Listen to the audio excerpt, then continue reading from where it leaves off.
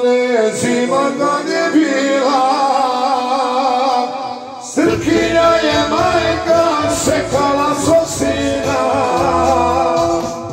Sekala je sina, olila se vodu, skočara da dođe, donese slobodu.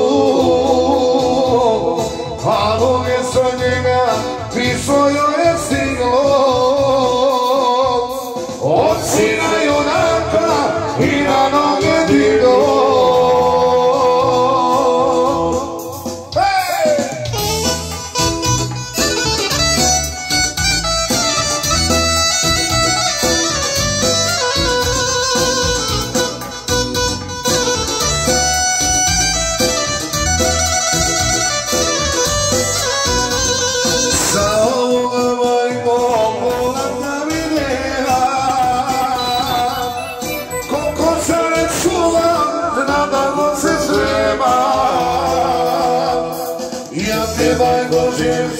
Vrate kući neću i sa većom crkvi zapali mi svijeću,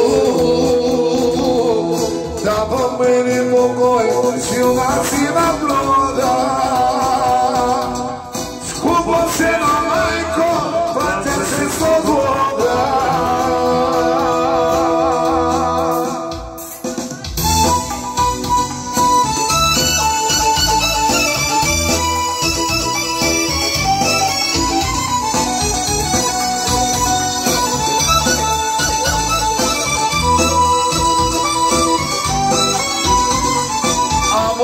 Nauči i ovo mu kaži, djevojaka si je na nebeskoj straži, da Bože je laža svoju glavu dao, kako svetu svetom i tata je pao,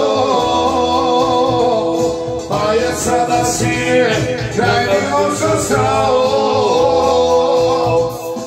Hristos slobodna carstvo vječno dao,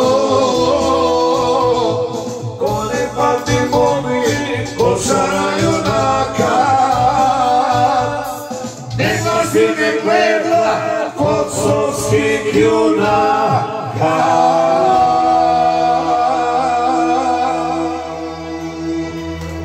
Živi, dragi, bili veseli, da Bog da uvijek se ovako sastajali u zdravlju i veselju. To je sigurno